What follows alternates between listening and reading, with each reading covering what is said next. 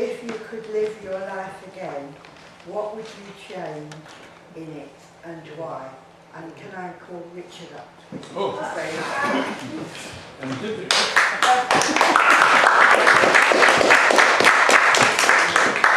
Thank you, Angela.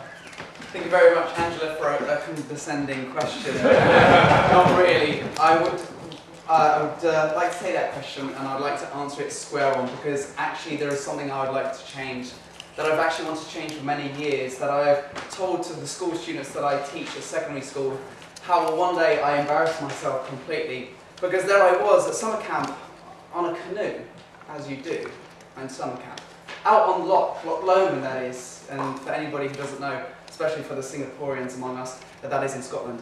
And so there I was on a canoe, and of course, in a canoe you have two other people. There was an American girl behind me, and in front of me a friend from England. And of course you're out there on the canoe, and you have to capsize, because to be part of the canoeing team you have to show that you're competent. And so you have condescending instructors saying, get out there and go and capsize, which means really turn your boat over and get freezing in the cold water. And this was always something very, I don't know, a little bit nerve-wracking for me. And as I sat there, as most of us do, I don't have the advantage of female pelvic floor muscles, which means I can't hold my bladder for that much longer than, well, any other man in this room. And so I sat there thinking to myself, well, I'm about to go into the water. And of course, in the water, you can, I don't know, let nature take its course. And as we were sitting there on the water, taking a bit longer than I expected, I thought, well, hey, we're going to go into the water. The canoe will get a wash. Why don't I just, you know, do it whilst I'm sitting there? Surely the shorts will soak it up. And so I did. And as I did, of course, there was probably a lot more than I expected that came out. And it built up, obviously, on my canoe seat, and it started to obviously drip down into the canoe. At which point, my American colleague behind me said, Ricky, because that's what they call me when I was younger, are you wetting yourself? And I said, no, I'm not. Honestly, Sarah, I'm not. Eventually we went in the water, but to this day I regret actually lying about it, because that was very unfair. But more so, I regret actually going to the toilet. So my eternal advice to you is, if you're before capsized jaw, please just use the WC. So you're not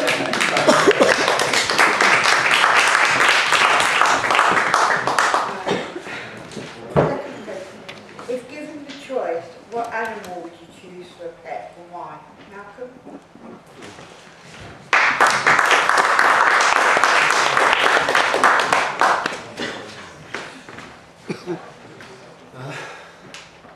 I've had cats and dogs in the past, and definitely cats. A, because they look after themselves, and also they don't need walking every day, so that, I would say that's my favourite pet. But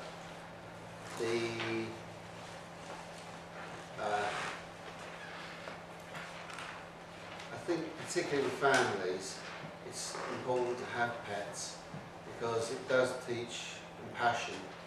I noticed that when people, and particularly for the children, if they have pets when they grow up, they don't have an attitude of me first all the time. They'll actually think about their pets. But as I say, also you can, they give so much back in return. Everyone remembers their favourite pet, and I think that people who are people who turn around and say, why do I have a pet? They're so much of a nuisance. I think this is what they can offer.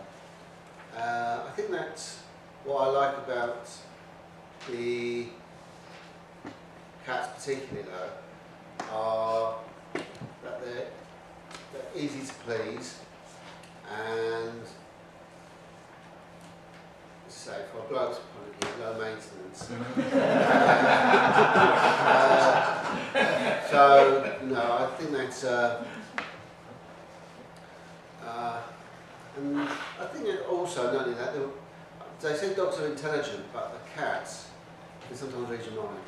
So, now I'll wrap up on that.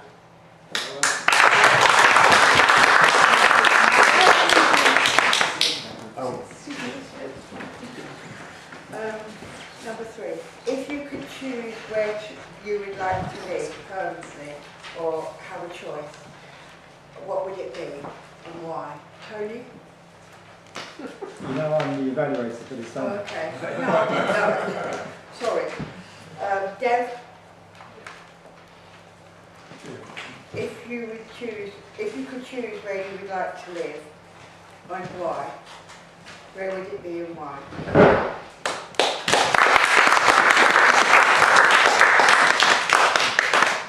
Very difficult question for me to answer.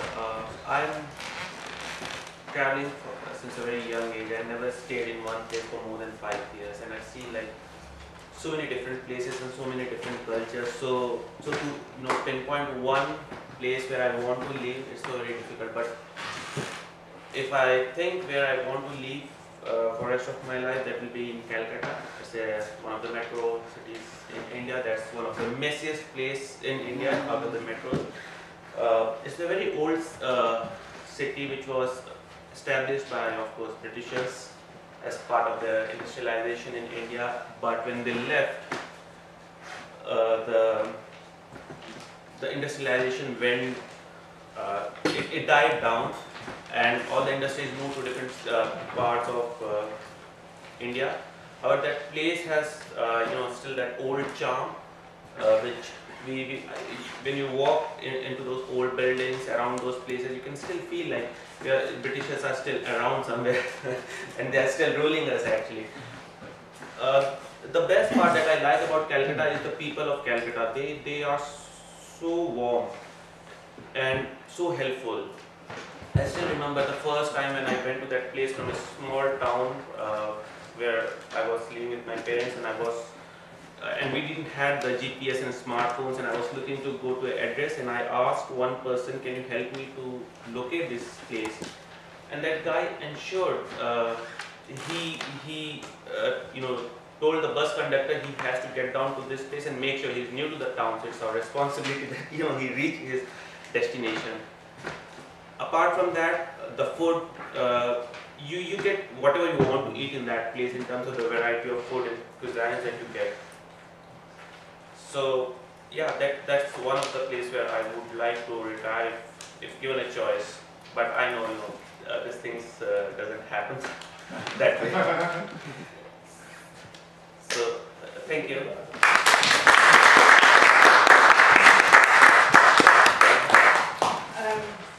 I hope I'm not being too condescending. What would you need to help you to be more confident in life? And can I put that to Naz, please? Why? No, I thought I'd teach him what I'm sorry. Nicola, any? Can you go to the top of the list? I'm sorry. Go to the previous one. Sorry.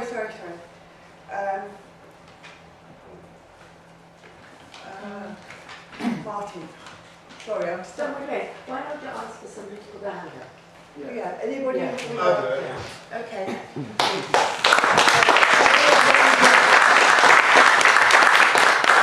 Alright, so I'm not very good at this. My sort of first time standing up in front of people. What would I need to be more confident? I think I've taken the first step, so coming here. Going out there and having a step at Toastmasters and just going through the motions and planning for it, I think it's a step in the right direction. So I will persist with that. In terms of what else you need, I suppose just pushing myself and getting on with it and researching and sort of trying to get better, as a sort of natural push is perhaps the way to go. So I'll keep on doing that and see how I get on. So that's it. Thank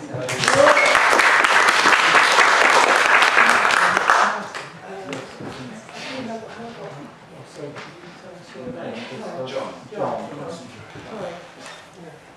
Just want one more. Anybody else? Okay. Yes, anyone else?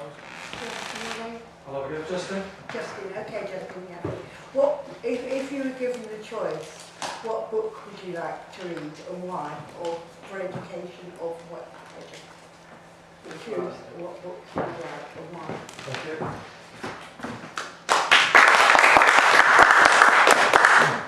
It's an interesting question, and I'm left thinking, if I was given a choice, what book? What world would this be if we weren't given a choice? What book we would read? It reminds me of my son a few mornings ago. He had a book to read for school, and I asked him what book it was that he was supposed to read, and he tried to make me forget about it, and he points me to the windscreen, and it was a hot like a watery substance on the windscreen, and he says to me, he said, "Daddy, what's all that condescending all over the..."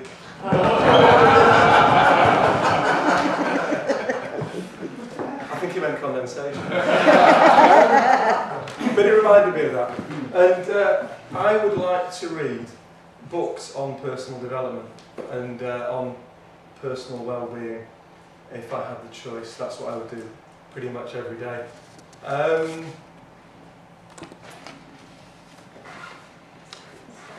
And the reason is because I feel that I like to learn every day, I like to learn something new, and I feel that reading personal development books is a good way to do that.